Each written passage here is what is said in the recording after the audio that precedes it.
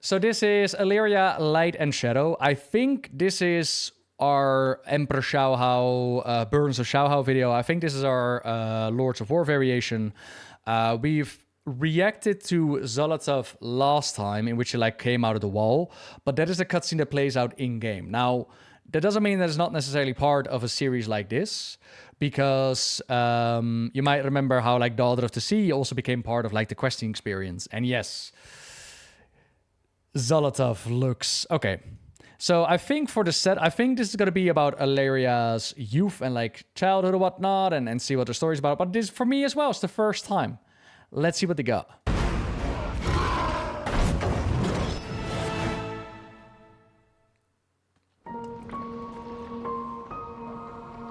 When we are young, we are taught to revere the light. But when I turn to it, I see only fire. The fire of pain. Oh, sorry. The fire of pain, of loss, the choices I made. Quel'Thalas, home. Until the Horde threatened everything. What the? Oh, yes. My family was sworn to protect it. And protect it we did. When Sylvanas and I fought together, we fought as one.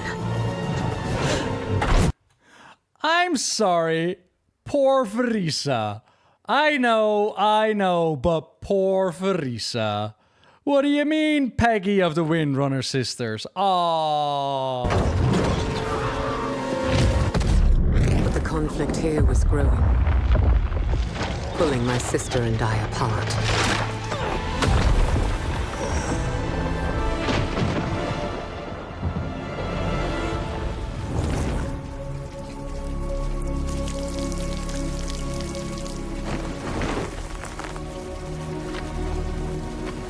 How can you leave? You will choose the Alliance over Quel'Thalas, our home. It's not just our kingdom at risk. If the Horde isn't beaten back, others will fall. I have to go. It looks so You're good. abandoning your family. I am doing this for our family. I lost a sister that day. Had I known that my actions would curse Sylvanas to her fate, but I have chosen differently. I left my home to fight this war to the end. I had no idea how far away that fight would take me. A reflection for choosing duty over family, right? Like a similar thing that she's doing with the Void when it comes to Trevelian and Arator. And she sounds a bit different. I think that the voice recording might have just been made at home, but yeah, the voice does sound a little bit muffled. Yet despite the war, I found my life's true love, Turalyon. And together we fought side by side. Until we became three. But beyond the boundaries of our world, our enemies grew powerful. You can make your stand here. Why risk marching into the unknown? Our only choice is to take the fight to them before it's too late. Should we not succeed, I will keep him safe. Just come back. We'll return before you know it, Arator. No. had I known that I would not see my son again until he was a man himself, would I have still left? I had given everything for this fight. The only thing left to give was myself. There was no other way. In order to defeat the darkness, I had to embrace it. So embrace it I did.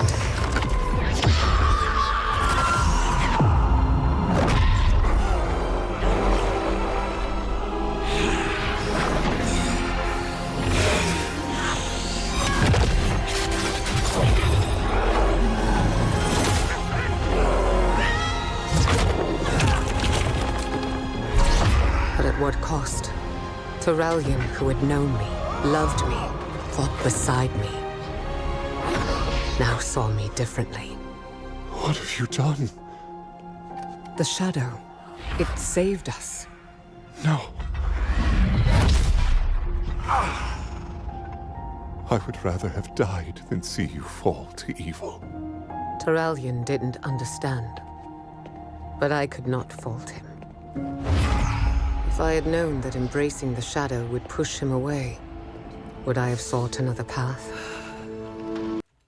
Blizzard, I beg you, please, an animated series.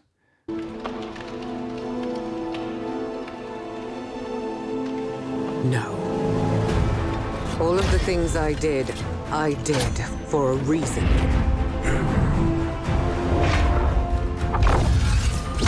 War is sacrifice. And I have sacrificed everything to protect those I love. To keep them safe. And if it takes sacrificing myself to protect our world, I will not hesitate. I am a soldier of Azeroth. What the f? Hey, what the f? Says Agaro. No, no, no, no. Da, da, da, da, da, da, da, da. That was fucking sick as. What the f do you mean? Blizzard, please. Animated series. I will give you all my monies. I will donate my monies. I will buy your store. Empty it out. Make more of this. Oh my god, that was fucking sick as hell. I watched this on Warcraft, on YouTube, by the way. Just go to the World of Warcraft channel. Here. Wait, hold up. Look at that. Look at what the bro. Yeah, okay, Eren Yeager. Yeah, all right. Tatakai and all that good stuff. Just embrace the void. Oh, it'd be fucking sick. So fucking sick. Yeah, this is 10 out of 10. I love this. This is so cool. So, reaction-wise, the things that stood out is, of course, and we spoke about this, interestingly enough, we spoke about this just a moment ago, which is the rift that is created with Alleria and Turalion's parallel. So I don't know if it's going to be in the other reaction or whatnot. But Alleria Windrunner has always made the hard call. In her mind, in order to serve other people, she always made the sacrificial call, right?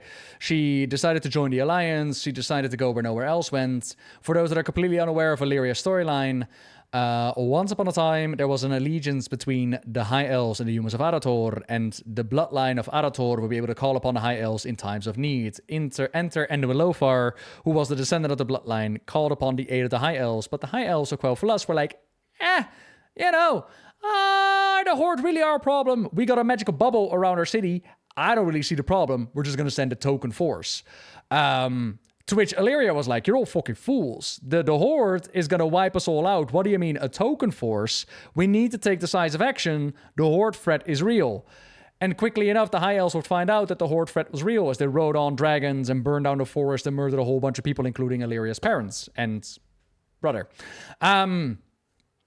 One minor alteration that I see in this storyline is that the relationship between Alleria and Turalyon is a little bit differently defined, but there's a reason for that, which is they did not have a child in the original storyline. Arator did not exist until the Burning Crusade, so they retroactively added a child to the storyline, meaning that this whole romantic story of Alleria and Turalyon, the first time that they interacted with each other in a tent was after Alleria had found out about her parents and her people, and she showed up at Turalion's tent and was like, hey, yo, can you make me forget? But she didn't say in common, she said it in Elvish, and then they mixed and mingled and he made her forget, and, that's how it all started. Now, that doesn't mean that they don't very much love each other, it's just that the origin point of, oh, look at us being heroic as shit, I mean, I guess Alleria has a more romantic version in her mind. And then 2 became free with the child, and like I said, Arator just kind of came after the fact. I do like that we actually have a moment where, a visual moment where Alleria passes on her child to Verisa. Oh, Blizzard. I know that Verisa is a difficult character, but can you please give Verisa something to do besides being there? We're gonna deal with Dalaran. Why isn't Verisa the main character that's dealing with Dalaran? No? Okay, cool. Verisa is truly the Peggy of the Windrunner sisters. How long between the Second War, the events of the Burning Crusade had passed? I would have to check it out, to be honest, Vuxney. Have to double check. About 20 years or so. There you go. And of course, for Alleria and Trevelyan, for those who are completely unaware of the storyline, they made the hard plays. Like, they gave up their child in order to step through the Dark Portal because the Horde had invaded Azeroth. They had returned for the second invasion. Like, the Horde had been defeated before by the Alliance of Lordaeron, the one that Alleria showed up for, and then they came back for the second time. And this time they came for artifacts which they could use to make more portals to different worlds. The Horde was going to bring the same pain that they brought to Azeroth to different planets. And so the Sons of Lothar, they were like, nah, we can't let this happen. We need to stop them once and for all. So they stepped through the Dark Portal, leaving everything they'd known behind, including their child.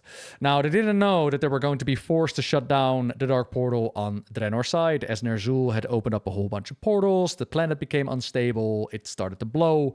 And they were worried that that backlash of the explosion was going to take out Azeroth with it. So they made the hard play. Khadgar, Alleria, Trevelyan, they blew up the Dark Portal, and nobody knew if or when they survived. Which is why, even to this day, in Stormwinds, you can find their statues. Their statues are actually part of one of the shots which Arator looks up to. The Alliance had no idea what happened to Alleria and Trevelyan until the Dark Portal opened with the Burning Crusade, and even back then, Alleria and Trevelyan were nowhere to be found, which was really interesting. We gotta keep in mind that this is Burning Crusade time. Alleria and Trevelyan were gone during Burning Crusade time, so we gotta wonder, what were they planning to do with Alleria and Trevelyan? Did they just forget that they existed?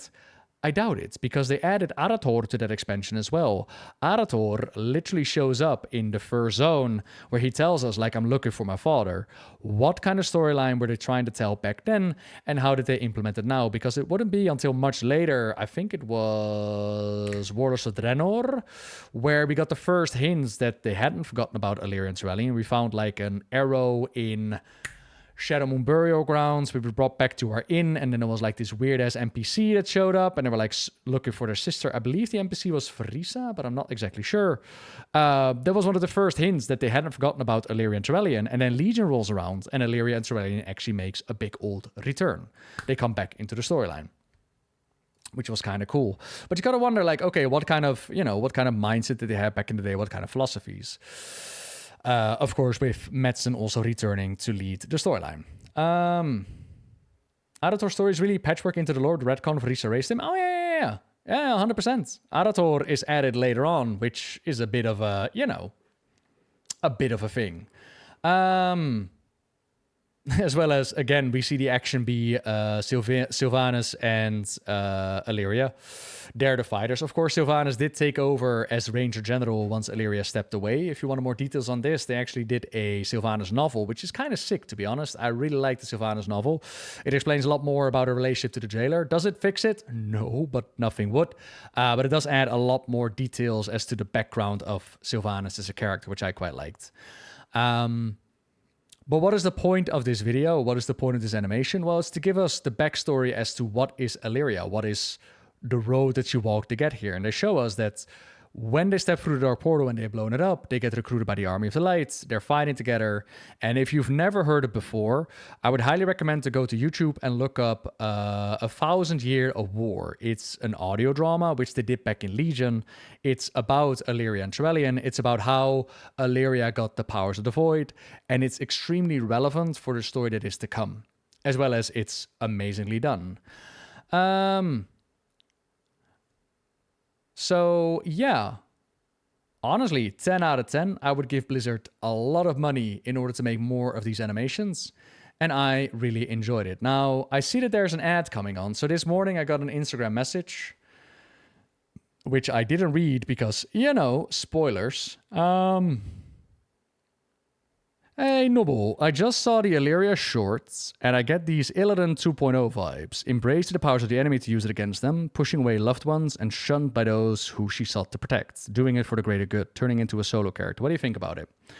There are certain parallels you can draw, I suppose. But the difference is that Illidan was driven by ego. Illidan thought that he was the He was, and while Illidan is the he wasn't as good as he thought he was, which has always been his detriment. He always thought that he needed to do it alone, and a lot of Illidan's problems would have been resolved if he just spoken to other people and be like, hey, yo, I got some plans in mind. So Illidan is massively driven by ego. And I don't think Alleria is driven by ego. I think Alleria is driven by duty. I think if I would have to define what is Alleria's motivation, I think it's a sense of duty and a sense of doing whatever it takes, which is a bit of a Windrunner trait. Like, you know how the Windrunners all fall for human males?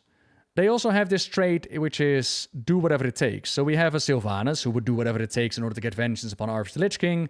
We have an Alleria, who would do whatever it takes in order to keep her loved ones safe. What would Verisa do, right? Which I'm kind of curious about. He was when he was just... Now, Illidan wasn't shit. Illidan was really powerful. Is it not more like Arthas? Arthas was also driven by ego. And while Arthas wrote it off as I'm doing whatever I need to do in order to protect my people, there's also a scene that happened before that in which he was in Light's Hope Chapel, and they were blessing Arthas and they made him part of the Order of the Silver Hand, right? And before that, like once Uther spoke the blessings, the light was supposed to touch Arthas. And the light took a little bit longer. And people were like coughing in the room and they're like, where's the light? And then the light hit him. And so Arthas in his mind was like, why did the light wait so long, right? So there was definitely a bit of an ego when it comes to Arthas as well. Did he do it initially? Like, was he pushed onto a path of darkness? Yes, 100%. Did he thought he was doing the right thing? Yes.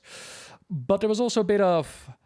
Like, what if Arthas had listened to Uther or his father or everybody or Myrddin that told him, like, this is not the way, turn back? What would he have done, right? And I think that is the beauty of a character like Arthas. Like, what are the things that they used in order to push him? And a big part of it is ego. A big part of it is also the responsibility on his shoulders and the fear of failure and all that. Yeah, that was Stormwind Cathedral. Yeah. Sorry, did I say Chapel? Did I say something else? Yes, that was in Stormwind. Yeah. And sorry. Oh, sorry. Let me finish up this reaction before we actually go into more questions from chat. But if you have questions about the cutscene, by all means, ask me. Sweet dreams, Yuki. But all in all, this is a great way, I think, for a catch-up on Alleria's story. And I'm guessing that this is giving us enough details to know what her life was like going forwards, right? You learn about her mainly, like she will make the sacrificial play and embrace whatever she needs to do in order to keep her people safe. And this is going to be a driving factor going forward because we're not the only ones who know this. You've played the pre-event, you know that Xal'atath knows this as well. And she's playing to Alleria's heartstrings. In that regard, it is very similar to Arthas. Like Ner'zhul knew exactly how to pull Arthas into the dark side together with Mal'Ganis and the jailer. But Xal'atath knows it about Alleria as well, which is pretty damn cool to see. So the transformation as well, like we've been wondering why her model transforms. And she does it near the end. So I guess it's like... Is this herself narrating as she's been on the hunt? I guess so. Thank you very much for the 10 months right there. So I'm guessing this is being narrated by her as she is on the mission to track down Xal'atath. So this is after she met with Trevelyan and Arator in Quel'Thalas, I guess. That's cool. And now she has like this whole transformation. I kind of wondered what she was doing once she did her transformation. Hang on.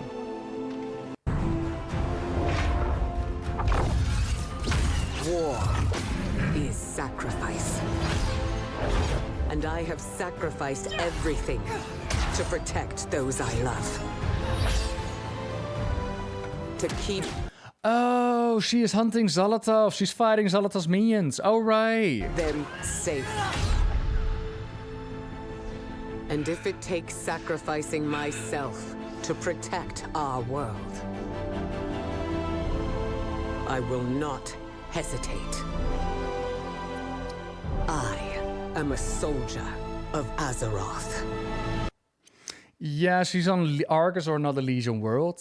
I mean, it's anyone's guess, and she is somewhere trying to track down the Harbinger. Like, she has teleportation magic. She could be anywhere, although the tower that she comes out of reminds me massively of Legion worlds. And can I get that frame? There we go. Oh, hang on. War Like this. is sacrifice. This made me wonder, like, oh, is this actually a flashback from the past? Reminded me of the planet where she was with the Locust Walker and they got tortured by the demons for a while. And then she told the demons, like, haha, you suck at torturing. Your friend is better. And she spent like 500 years there, I think. Or she took like 500 years to find the Locust Walker. It reminded me of the planet where we pick up a bow, is what I'm trying to say. Like the artifact planet. But it does not have to be the thing, right? Happening during the Harbinger quest while in Eredrath. That's the only place those brokers show up. Okay. Maybe, but then again, if this is something that happens after that, and we know that they are part of Xal'atath's crew, could they not show up anywhere? For clues in Eredrath. Maybe. I mean, maybe. Stripping her old form for the new look, both metaphorically and literally. Yeah. I sacrificed everything. What have you given? And like I said, my prediction is that Xal'atath... Yeah, it's just a guess. Yeah, fair enough. I mean, it's cool, though. But my prediction when it comes to, like, Xal'atath and Alleria is that Xal'atath is going to pull on Alleria's heartstrings and she's going to push it to the dark side. Potentially like a Turellian death. One of her anchors fall. Reason why I think Turellian's death is because we've had Arathor's vision in the Burning Crusade. Again, like, what were they cooking back then? As well as, let's not forget that we had the visions of N'Zoth. And these were scenarios back during Battle for Azeroth in which we had Turellian die in front of Stormwind's Chapel. And then you go inside and she pulls, like, Arathor through a void gateway. I mean, that never came to be. Like, N'Zoth never took over as he envisions. But perhaps Xal'atath is going to make something like that happen. After Xal'atath's quest, she says she goes to prepare herself and appears during opening scenario of the War Within with new gear. She just went Mog farming to Eredrath before new raid here. I love it. Like I said, yeah, I spoken about this as well during the when we saw, like, the difference between models. It doesn't really matter, right? Like, it's a cool metaphorical change. I wrote it off as, oh, okay, she's on a new mission, so, you know, let me go to the barber, let me mark myself real quick. That works as well, but yeah, cool cutscene. I wonder if we're gonna see more. Like, will they give us more on an Anduin or on, like, a Moira or something like that, one of the other main characters? I am very curious. But yeah, we'll do it for this with the Alleria Light and Shadow reaction.